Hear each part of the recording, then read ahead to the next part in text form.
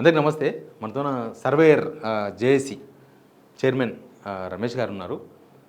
ప్రభుత్వ సర్వేయర్ల జేఏసీ, మళ్ళీ అది కూడా ప్రభుత్వం నియమించిన సర్వేయర్ల జేఏసీ చైర్మన్.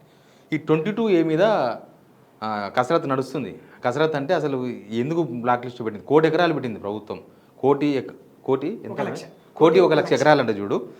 అసలు ఇప్పుడు అది అంతా ప్రభుత్వమే అమ్మేస్తుంది ఆ భూమిని, లేకపోతే ఏం చేయబోతుంది? అసలు ప్లాన్ ఏంది? రేవంత్ రెడ్డి ఒకలాగా మాట్లాడుతున్నాడు, పొంగులేటి శ్రీనివాసరెడ్డి గారు ఒకలాగా మాట్లాడుతున్నారు. వీళ్ళు 2 రోజుల్లో మొత్తం మాట మార్చేసారు. సారీ కానుంచి మాకు తెలియదు అనే కానుంచి, తప్పైందనే కానుంచి ఇప్పుడు ఉంటాయి అవన్నీ అట్లే ఉంటాయి, ఏం చేసుకునే కాడికి వచ్చింది. దాని మీద మాట్లాడదాం. హాయ్ రమేష్, ఏంది చెప్పు. ఏంది ఇప్పుడు ఆ భూమి ఉన్నట్ట పోయినట్ట? అసలు జనాల్లో తెలుసుకున్న వాళ్ళేమో చాలా భయంతో ఉన్నారు. అరే మా భూమి ఏంది ఇట్లయిందని, మా ఇల్లు ఏంది ఇట్లయిందని.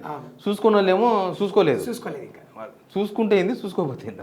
అసలు మీకు అందరికి ఒక విషయం అర్థం కావాలి సార్. అసలు ఈ భూమి ఉన్నట్ట లేనట్ట, అసలు ప్రభుత్వాలు ఏ విధంగా వ్యవహరిస్తాయి అనే దాని గురించి ఒక ఎక్స్ప్లెనేషన్ ఇస్తారు.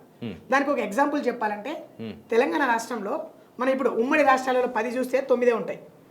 ఇంకొకటి హైదరాబాద్ డిస్టిక్ సర్వే జరిగిందని చాలా మందికి తెలియదు. ఇప్పుడు TSLR టౌన్ సర్వే జరిగింది అప్పటికే 1976లో జరిగింది. అక్కడ నుంచి 1974 నుంచి 1984 వరకు జరిగింది.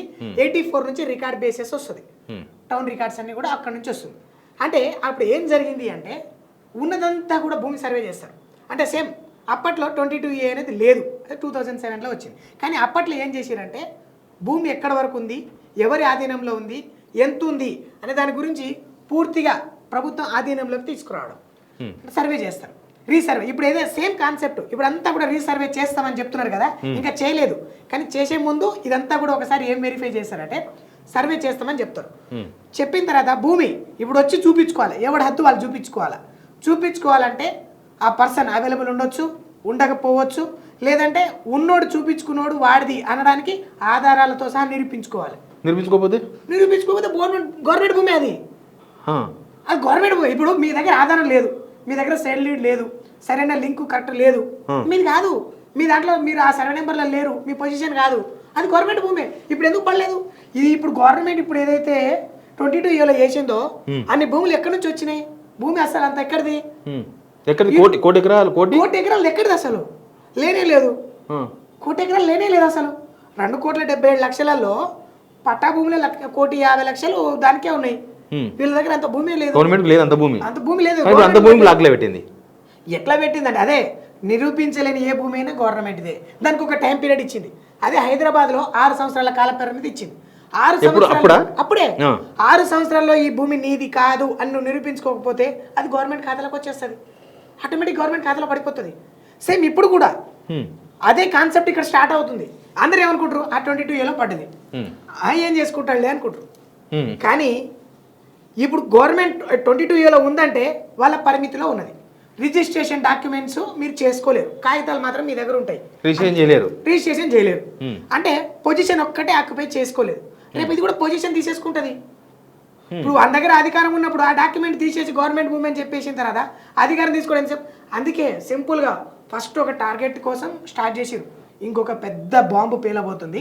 అదే ఏంటంటే హైడ్రా కాన్సెప్ట్లో ఈ 1 కోటి ఎకరాలను కూడా ఆధీనంలోకి తీసుకోవడం, అంటే పొజిషన్ తీసేసుకుంటుంది ఇక. అదే దాని కాన్సెప్ట్, అదే మళ్ళీ దాన్ని యాక్షన్ చేసి అమ్మేస్తుంది. ఇప్పుడు మార్కెట్ వాల్యూ అక్కడ 1 కోటి రూపాయలు ఉందనుకోండి, గవర్నమెంట్ వాల్యూ ఎంత ఉంది? 10 లక్షలు 12 లక్షలు ఉంటుంది. 12 లక్షలకి 10 లక్షలకి యాక్షన్లో పెట్టినప్పుడు ఎవడైనా ఆశపడి కొంటాడుగా, గవర్నమెంట్ పొజిషన్ ఇస్తా అంటది. గవర్నమెంట్ ఇస్తా అంటే 100% గవర్నమెంట్ నేను యాక్షన్లో పెట్టినా అంటే, ఇప్పుడు యాక్షన్ ప్లాట్లు కొట్టలేరు. ఎందుకు కొంటారు? నమ్మకం. గవర్నమెంట్ పేపర్లు ఇస్తుంది, అంత గవర్నమెంట్ ఇస్తుంది కాబట్టి ఉండదు. సేమ్ కాన్సెప్ట్ ఇది కూడా ఆధీనంలోకి తీసుకొని అమ్మేయడమే. సింపుల్, మీకు ఒక టైం పీరియడ్ ఇస్తుంది, అప్పటిదాకా వచ్చి మీరు ప్రూవ్ చేసుకోండి. ఇంకా టైం పీరియడ్ ఇయ్యలే. దాని నెక్స్ట్ కాన్సెప్ట్ అదే, నెక్స్ట్ స్టెప్ అదే. ఇప్పుడు భూమి 22 గవర్నమెంట్ ఆధీనంలోకి వచ్చింది, ఈ భూమి నీది అని నువ్వు నిరూపించుకోవడానికి కొంత టైం ఇస్తుంది. ఆ టైం లోపల మీరు చేసుకోవాలి. పెడతారు ఖచ్చితంగా. పెట్టిన తర్వాత నీది కాదన్నప్పుడు నీకు అది లేదంటే ఇక మొత్తం తీసుకెళ్లి ఫెన్సింగ్ వేసేస్తుంది. సింపుల్ అంతే. అదే చేసేసుకొని సేమ్ కాన్సెప్ట్ లో మళ్ళీ అమ్మేసి యాక్షన్లు అమ్మేసి. ఇప్పుడు ఎందుకంటే ఒకడ కొన్న తర్వాత వాడు ఎట్లా పోవాలి అట్లా పోతాడు. కోర్టులు కూడా ఏమి చేయలేని పరిస్థితి, నిజమేనేమో గవర్నమెంట్ భూములు ఉన్నాయేమో అనుకుంటారు. నేను ఇప్పుడు కోర్టు ఏం చేసింది?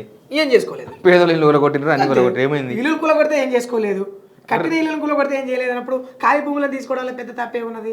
అప్పుడు కూడా ఏం చేయలేరు. సేమ్ కాన్సెప్ట్ ఇదే సార్. అసలు ఇంకా గ్రహిస్తలేరు జనాలు, ఇంకా అర్థం చేసుకోవట్లేదు ఇది ఎక్కడ దాకా పోతుంది, ఎట్లా పోతుంది అనేది. ఇంకా ఇమాజినరీలోనే బతుకుతున్నారు, ఇంకా మా దాకా రాలేదని. ఇంకా చాలా మంది అసలు చెక్ కూడా వేసుకుంటలేరు, చెక్ చేయలేదు. ఇప్పుడు అమ్మి రిజిస్ట్రేషన్ చేయడానికి పోయిన వాళ్ళకి తెలుస్తుంది అరే ఇదేంది అని. అవును, మాకు తెలిసిన ఆయనే ఒక ఆయన అపార్ట్మెంట్ ఇప్పుడు 30 years బ్యాక్ అపార్ట్మెంట్ అంట కూకట్పల్లిలో 33 లక్షలకు సెకండ్ హ్యాండ్ది పాతది 33 ఏళ్ళ క్రితంది కొన్నాడు సగం పైసలు ఇచ్చిండు. ఇంకా రిజిస్ట్రేషన్ ఆఫీస్ కాడ మొత్తం పైసలు ఇచ్చి రిజిస్ట్రేషన్ చేయించుకోవాలి. ఆడికి పోయినాక రిజిస్ట్రేషన్ కాదు ఇది 20 ఏళ్ళు ఉందని చెప్పారట. ఇప్పుడు ఆ ఓనర్ ఏంది సగం పైసలు నేను వేరే దగ్గర పెట్టినా అని ఇస్తలేడు. పైసలు అనేది తిరిగి రాదు. నాకు ఫోన్ చేసి అన్న ఇట్లా అయిందనంటే అరే నాయన తెలిసిన ఒకటి ఫోన్ చేసినావు, తెలియని వాళ్ళ పరిస్థితి ఏంది, ఇంకా చాలా మంది ఉంటారు కదా. చాలా మంది ఉన్నారు సార్. అదే ఏంటంటే గవర్నమెంట్ అదే కాన్సెప్ట్ వేసింది. ఇప్పుడు గవర్నమెంట్ భూములు తిరిగి ఇచ్చేయండి, లేదంటే అసైన్డ్ భూములని పట్టా భూములని ఇప్పుడు వేసింది. పట్టా భూములనే వేసింది. పట్టా భూములను నిరూపించుకోవడానికి ఆయన దగ్గర ఏముంది డాక్యుమెంట్స్? పట్ట పేపర్లు ఉంటాయి. పాత పేపర్లు ఎవరి కాడ ఉంటాయి? Revenue office. రెవెన్యూ ఇస్తేనేగా మనకి మళ్ళీ ఆధారాలు నిరూపించుకోవడానికి. కోర్టు ఏమడుతుంది? నీకున్న లింక్ డాక్యుమెంట్లు అన్ని తీసుకురా అంటది. మరి ఎవడు ఇవ్వాలి? గవర్నమెంట్ వాడు ఇస్తాడా? అంతా వాని ఆధీనంలో ఉంది. అది ఎట్టిస్తాడు? అడిగాడు అంతే. వీళ్ళంతా కూడా ఇది ఒక పెద్ద స్కామ్. ఇది ఎంత పెద్ద స్కామ్ అంటే ఎవరు ఊహించుకోవట్లేరు ఇంకా. ఇది ఎందుకనే ఎట్లా స్కామ్ రమేష్? సరే ఏంటంటే ఇప్పుడు అది ఎట్లా స్కామ్ అంటే భూములు అమ్మకానికి పెట్టాలి, అప్పుడు నడుస్తుంది. అమ్మకానికి పెట్టాలి. ఇప్పుడు ఈ పెద్ద పెద్ద భూములు ఉంటాయి చూడు, ఆడేమన్నా స్కామ్ ఆడేమన్నా సెటిల్మెంట్ జరుగుతుందా? 100% జరుగుతుంది. పెద్ద పెద్ద సార్ ఇప్పుడు 20 ఎకరాలు 30 ఎకరాలు హైదరాబాద్ చుట్టుపక్కల అట్లాంటి ఇప్పుడు అందరు సార్ అంతెందుకు సార్ ఆఫీసుల చుట్టూ క్యూ కట్టేటోళ్ళని చూద్దాం, పెద్ద పెద్ద వాళ్ళ చుట్టూ కాంట్రాక్ట్ తిరిగేటోళ్ళని చూద్దాం. వాళ్ళు ఎందుకు తిరుగుతారు? తెలుసు వానికి ఆ గ్రహించే శక్తి ఉంది, ఆయనకి ఆ నాలెడ్జ్ ఉంది. వీళ్ళే హింట్ ఇచ్చిరు సార్. ఇప్పుడు అందరికీ తెలియదు అనుకుంటారు. ఇప్పుడు చాలా మంది లోపల ఇప్పుడు వాళ్ళ పర్సంటేజ్లు వాళ్ళకు ఉంటాయి, వాళ్ళ సెటిల్మెంట్లు వాళ్ళకు ఉంటాయి. ఆడ చేసుకునేటోళ్ళు ఆడ చేసుకుంటారు, బయటపడతారు. ఎందుకు మరి రోజు రోజుకి అది ఉన్నదాన్ని ఎందుకు సరిగా చూపిస్తలేరు? అది లిస్ట్ కూడా తీసేసిరు. అతికిస్తారని చెప్పారు, ఇంకా అతికేయలేదంట. లేదు అసలు అదే నేను చెప్తున్నా కదా. మీకు నిజంగా చిత్తశుద్ధి ఉంటే ఎవడైనా ఒక కామన్ సెన్స్ ఉన్నోడు ఎవడైనా కానీ దీనికి ఎట్లా వచ్చింది, ఏ రికార్డు ఏ విధంగా వచ్చింది. ఇప్పుడు ఒక ప్రాపర్టీ కొనేటప్పుడు మనం లింక్ అన్ని చూస్తాం, 1954 బేస్ చూస్తాం. మరి అదే గవర్నమెంటే అంటే ఒక సామాన్య మానవుడే ఈయనకి రూల్స్ పెట్టినప్పుడు గవర్నమెంట్ 1954లో ఈ డాక్యుమెంట్ ఏంది, దాని తర్వాత ఎట్లా లింక్ వచ్చింది, ఇవన్నీ లింకులు పహానీలన్నీ ఆన్లైన్లో పెట్టాల్సింది, సేత్వార్లన్నీ ఆన్లైన్లో పెట్టాల్సింది, రికార్డు ఒకరి నుంచి ఒకరి ట్రాన్సాక్షన్ జరిగినంత ఇప్పుడు వాళ్ళ దగ్గర ఉంది కదా. ఈసీలు మనం వెళ్ళి తీసుకుంటే ట్రాన్సాక్షన్ ఇస్తాం. అంటే లింక్ కావాలంటే మనం అప్లై చేసుకుంటేనే ఈసీ ఇస్తారు. అదెందుకు గవర్నమెంట్ ఆన్లైన్లో పెడతలేదు? అందరికి అవి కనపడేటట్టు పెట్టవచ్చు కదా. ఎడిట్ ఆప్షన్ లేకుండా ఎవరికి వారు చూసుకునేటట్టు పెట్టుకోవచ్చు కదా. ఈ డాక్యుమెంట్కి ఈ డాక్యుమెంట్ లింకు, ఈ డాక్యుమెంట్కి ఈ డాక్యుమెంట్ లింకు అని మనం కొడితేనే ఇచ్చే బదులు, ఈసీలను మనం కొడితే వచ్చే బదులు గవర్నమెంట్ రికార్డులో పెడితే అది కనిపిస్తుంది కదా. ఎందుకు పెడతారు? అదే చెప్తున్నా కదా. ఇది ఒక పెద్ద కాన్సెప్ట్, ఇది ఒక పెద్ద స్కీమ్. ఇది నేను చెప్తున్నా కదా.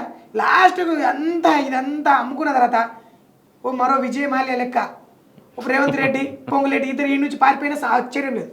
100% రాజకీయాలకు అవసరం లేదు వాళ్ళకి. 100% ఇక్కడ కాంగ్రెస్ ఇది అనేది కాదు. కాన్సెప్ట్ సంపాదించడం. మరో విజయ్ మాల్యా కాకపోతే నన్ను మళ్ళీ ఇది ఇంటర్వ్యూకి వచ్చి చెప్తాను. 100% మిమ్మల్ని అడుగుతున్నారా జనం 22A గురించి? చాలా మంది అడుగుతున్నారు సార్.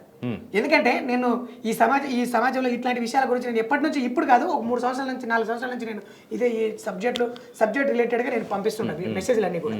సో దీని గురించి అడుగుతున్నారు. ఇప్పుడు అందరికి అర్థం కావట్లేదు అనమాట. ఇంకా నిజం కాదేమో, ఇది చేయలేరేమో, ఇంతమంది ఉన్నారు కదా, ఏం చేసుకుంటారు కానీ దీనికి పెద్ద కథ ఉన్నది, చాలా పెద్ద కథ. ఏం చెప్తారు మీరు మరి వాళ్ళకి జనాలకు? సార్ నేను చెప్పేది ఏంటంటే కనీసం ఆలోచన చేయండి, దాని మీద కొంచెం అవేర్నెస్ పెంచుకోండి, అడగండి. ప్రశ్నించడం ఎప్పుడైతే అలవాటు అవుతుందో దాన్ని బట్టే ఏదైనా జరుగుతుంది. ప్రశ్నించకపోతే తెలియదు, నిజాలు ఏంటో కూడా తెలుసుకోకపోయినా కూడా. ఇది రెవెన్యూ వాళ్ళకు తెలియదా మరి ఇదంతా ఇట్లా అవుతుందని? ఏ రెవెన్యూలో ఉన్న వాళ్ళకి తెలుసు, వాళ్ళు చెప్తారా? వాళ్ళ కమిషన్ వాళ్ళకి వస్తుంది, వాళ్ళకు జేబులు నిండుతున్నాయి సార్.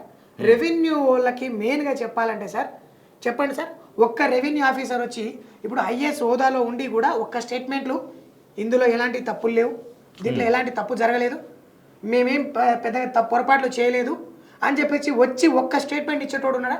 లేడు. ఒక్క స్టేట్మెంట్ ఇచ్చిరా? ఏం సార్ రాజకీయ నాయకులకు రెవెన్యూ గురించి తెలుసా? పూర్తి అవగాహన ఉందా? తెలియదు. ఉందా? పొంగులేటికి ఉందేమో, ఆయన బిల్డర్ కదా. ఆయన రేవంత్ రెడ్డికి ఉంది కదా, రేవంత్ రెడ్డికి ఉంది కదా, ఏ సర్వే నెంబర్ చెప్తే పేరు చెప్తాడు సార్. రియల్ ఎస్టేట్ వేరు, రెవెన్యూ వేరు సార్. అట్లా అనుకుంటే 90 ఇప్పుడు హైదరాబాద్ చుట్టుపక్కల వాళ్ళందరూ 80 to 90% అంతా రియల్ ఎస్టేట్ మీద ఉంటారు. రెవెన్యూలో వాళ్ళందరూ పోయి పని చేయొచ్చు కదా. వాళ్ళందరూ ఈరోజు సఫర్ అవుతున్నారు ఎందుకు? రెవెన్యూ అవగానే ఉంటే ఎందుకు ఇట్లా సఫర్ అవుతారు, ఇంత ఎందుకు లాస్ అవుతారు అందరు కూడా? ఇలాంటి పరిస్థితులకు ఎందుకు వస్తారు? ఆన్లైన్లో పెట్టేసి ఎన్ఓసీలు అవసరం లేదు. 22A పడ్డ ఏదానికి ఎన్ఓసీలు అవసరం లేదు. గవర్నమెంట్ ఫీజులు లెక్క కట్టినట్టు కట్టేయండి. ఎల్ఆర్ఎస్ కడతాం, ఎల్ఆర్ఎస్ అప్లై చేస్తాం. ఎల్ఆర్ఎస్కి 14.5% కడతాం. ఎందుకు కడతాం? దానికి రెగ్యులరైజేషన్ చేసుకోవడం కోసం కడతాం. బీఆర్ఎస్ కడతాం, బిల్డింగ్ పర్మిషన్ తీసుకుంటాం. అట్లాగే 22A కూడా మీ దాంట్లోకి వెళ్ళి పడాలంటే ఇంత ఫీజు కట్టేయండి అంటాం. కొన్నిటికి చిన్న చిన్న వాటికి ల్యాండ్ వాల్యూ లేని చోట ఇట్లా పెట్టేస్తారు. పెద్ద పెద్ద వచ్చేది వాళ్ళంతటా రిమూవ్ అవుతాయి. వాళ్ళకి జేబులు నిండుతాయి, గవర్నమెంట్కి కొంత ఖజానా వస్తుంది చూపించుకోవడానికి. ఇప్పుడు పెట్టిన దానికి ఏదైనా చూపించుకోవాలి కదా. కానీ ఉత్తగా ఎప్పటి నుంచో ఉన్న భూములకు మళ్ళీ డబ్బులు కట్టాలంటే ఇబ్బంది కదా. మరి పోయే భూములు కూడా ఎవరు ఆలోచిస్తారు కదా. 50 లక్షలు 60 లక్షలు ఉన్న భూమిని చూస్తూ పోగొట్టుకోవాలంటే ఎవడు పోగొట్టుకోలేడు కదా. అన్నప్పుడు 10 లక్షలు సగం తెలంగాణ అంట కదా, సగం తెలంగాణ సార్. 2,77,00,000 మళ్ళీ ఇంకొకసారి ఎక్స్ప్లెయిన్ చేస్తా సార్. 1 కోటి ఎకరాలు అనుకోండి, ఉదాహరణ చెప్తా సార్. దాంట్లో ఎంత పెట్టిండంటే మీకు 2,77,00,000 ఇంకొకసారి బ్రీఫ్ ఇస్తా సార్. దాంట్లో మనకు 1,50,00,000 వరకు పట్టా భూములే ఉన్నాయి. ఆ పట్టా భూములకి వెళ్ళి ఎంత తీస్తారో ఇప్పుడు మీకు చెప్తా. ఎంత పెట్టిండని దానికి ఎక్స్ప్లెయిన్ చేస్తా. మనకు అండ్ యావరేజ్గా సార్ 68 లక్షల వరకు అటవీ భూములు ఉన్నాయి. కానీ దాంట్లో 42 లక్షలే పెట్టాడు. ఉదాహరణ ఈరోజు ఒక పేపర్లో చూసిన 42 లక్షలు పెట్టాడు. అంటే దరిదాపు 20 లక్షలు అక్కడ చిన్నగా దాచేసి దాన్ని పట్టా భూములకి జరిపినట్టే. ఓకే, 20 చిల్లర లక్షలు ఇక్కడ పెట్టాడు. 68 లక్షలు అటవీ భూములు పోయినాయి. అండ్ యావరేజ్గా నదులు, కాలువలు, చెరువులు అవి చూసుకుంటే 15 లక్షల ఎకరాలు ఉన్నాయి. అది ఒక 70, ఇది ఒక 60, 15, 85 లక్షలు. 85 లక్షల భూములు ఏ మాత్రం కూడా పనికిరాని, అంటే ఆల్రెడీ వాటి పొజిషన్లో వాళ్ళు ఉన్నాయి. వాటర్ బాడీ ఉంది, వాటర్ బాడీ ప్లస్ అడవులు ఉన్నాయి. రోడ్లు, ఎన్ని రోడ్లు ఉన్నాయి? ఒక్క ఉదాహరణ ఈరోజు నేను పేపర్లో చూస్తే 45,587 ఎకరాలు. ఇదేమో ఓన్లీ రోడ్లు అని చెప్పింది. రోడ్లు వాస్తవానికి ఒక్క ఓఆర్ఆర్ చూసుకోండి, హైదరాబాద్ చుట్టూ ఉన్న రింగ్ రోడే దరిదాపు 6,000 ఎకరాలు. ఒక్క రింగ్ రోడ్ 6,000 ఎకరాలు. తెలంగాణ రాష్ట్రం అంతటా ఎన్ని నేషనల్ హైవేలు ఉన్నాయి, ఎన్ని విలేజ్ రోడ్స్ ఉన్నాయి, ఎన్ని లేఅవుట్ రోడ్లు ఉన్నాయి? కొన్ని లక్షల ఎకరాలు ఉన్నాయి. దరిదాపు 15 లక్షల ఎకరాల భూమి రోడ్లోనే ఉన్నది. ఓకే, ఈ రోడ్లన్నీ కూడా ప్రభుత్వ భూములే. అవును, వాటికి వేసుకోవాల్సింది పోయి పట్ట భూములకు వేసాడు. అవి ఉండాలి, వాస్తవంగా చెప్పాలంటే అవి ఉండాలి. కానీ రోడ్లకు వేసింది ఏంటి? పట్టా భూములు. పట్టా భూములను తీసుకొచ్చి దీంట్లో వేసాడు. ఓకే, వాళ్ళు చూపించుకునేదంట ప్రభుత్వ భూములు. దాంట్లో ప్రభుత్వ భూములు 16,000 లక్షలు, సారీ 16 లక్షల ఎకరాలు వేసింది. అండ్ అసైన్ ల్యాండ్లు అనేవి ఆనాటి కాలంలోనే చెరాయిల కోసం దీనికోసం ఇచ్చింది. అందులో దరిదాపు సాగు చెయ్యని గుట్టలు, పుట్టలు, ఇప్పటికి ఎన్ని గుట్టలు ఉన్నాయి? ఈ హైదరాబాద్ దాటితే ఈ నుంచి చౌటుపల్లి వరకు అన్ని గుట్టలే, కొన్ని వేల ఎకరాలు. అలా చూసుకుంటే ప్రతి డిస్టిక్లో గుట్టలు ఉన్నాయి. ఆదిలాబాద్ సైడ్ చూసుకుంటే మొత్తం గుట్టలే పోతున్నాయి, కానీ ఉన్నాయి. దరిదాపు 15 నుంచి 20 లక్షల ఎకరాలు, 15 నుంచి 20 లక్షల ఎకరాలు అడవిలే ఉన్నాయి. అంటే అడవులు కాకుండా, ఫారెస్ట్ కాకుండా గుట్టలు ఉన్నాయి. పట్టా కానీ అసైన్లు కానీ, అసైన్ భూములు అవన్నీ కూడా. కానీ నాకు అర్థమైంది. కానీ ఇప్పుడు అన్ని పేపర్లు తీసుకొస్తే క్లియర్ చేస్తా ఉంటాను పొంగులేటి 22 వెళ్ళి చేసింది ఇప్పటికైనా ఏమన్నా? అది చాలా చిన్న మిస్అండర్స్టాండింగ్ సార్. అన్ని పేపర్లు తీసుకొని వస్తే కస్టమర్ కేర్ పెట్టిండు, టోల్ ఫ్రీ. నేనే కాల్ చేసిన. నేను కాల్ చేసి నువ్వెవరయ్యా అని నేను మాట్లాడినా, 10 నిమిషాలు మాట్లాడినా. నేను యాక్చువల్గా నేనేంది మన జీపీఓ అన్నాడు ఆయన. జీపీఓ ఎంప్లాయీని, నీ దగ్గర ప్రభుత్వ కార్డు ఉందా అంటే ఉంది సార్, నేను నీకు అన్ని డీటెయిల్స్ ఇస్తాను, నువ్వు ఏం చేస్తావని అడిగితే, సార్ మీరు డీటెయిల్స్ ఇవ్వండి, వారం తర్వాత వెరిఫై చేసి కరెక్టా కాదా అని మీకు చెప్తాం సార్, వారం తర్వాత కాల్ చేస్తావు. నువ్వు రోజుకి ఎన్ని కాల్స్ అటెంప్ట్ చేస్తావు? రోజుకో 10 అటెంప్ట్ చేస్తావు సార్. 10 అంటే రోజుకి ఎన్ని అంటే యావరేజ్గా ఎంతమంది ఉన్నారు అంటే 10 మంది ఉన్నారు. మొత్తం కస్టమర్ కేర్ సెంటర్లో 10 తెలంగాణ రాష్ట్రం అంతా 10, యావరేజ్గా రోజుకో 10 కాల్స్, అంటే రోజుకు 100 కాల్స్ వీళ్ళు చేసేది. పెట్టింది ఎంతమంది? 1 కోటి మందికి పైగా. అంటే ఈ 22Aలో 1 కోటి మందికి వేస్తే ఈ 1 కోటి మందికి చేయడానికి యావరేజ్గా రోజుకు 100 చొప్పున ఎంత అవుతుంది? ఎన్ని రోజులు పడుతుంది? అవును, ఇప్పటికి మొత్తం 900 కాల్స్ వచ్చినాయంట. ఇప్పుడు దాకా మరి కోటి మందికి పడ్డది. ఆ. కోటి మందిలో కోటి ఎకరాలు అంటే కోటి ఎకరాలు ఇక కోట్ల కంటే ఎక్కువ మనుషులు ఉన్నారు. ఇక తెలియదు కాబట్టి ఇలా చూసుకోలేదు కాబట్టి ఇక తెలియదు. వాళ్ళంతటా వాళ్ళు నెంబర్లు కాల్ చేస్తే వాళ్ళ దగ్గరికి పోతారు ఇన్ఫర్మేషన్. తర్వాత వెనకాల బ్యాక్గ్రౌండ్ లో ఏం చేయాలో వాళ్ళు చేసుకుంటారు. నెంబర్ దొరుకుతుంది. ఏదైనా సరే ఇంకా పిలిపించుకుంటారా ఏం చేస్తారా అన్ని కూడా కామన్ గా జరుగుతుంది.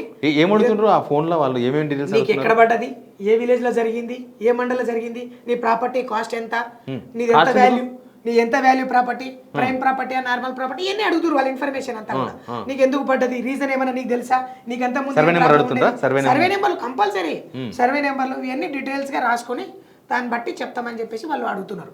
సో ఇదే విషయం గురించి అంటే సమాచారం ఏంటంటే వాళ్ళకి కావాల్సిన డేటాని రాబట్టుకుంటారు. చూసిండ్రా 22 అనేది పెద్ద బాంబు, అది మనం ఈజీగా తీసుకోనికి లేదు. గవర్నమెంట్ భూమి రేపు నాడు ఇది గవర్నమెంట్ మా భూమి అంటే హైడ్రా లాగానే దౌర్జన్యం చేస్తే ఏంది సిచ్యువేషన్. Be alert. రమేష్ గారు చెప్పిన విషయాలు చాలా వరకు కరెక్ట్గా కనిపిస్తున్నాయి. ఇవన్నీ కూడా ప్లీజ్ సబ్స్క్రైబ్.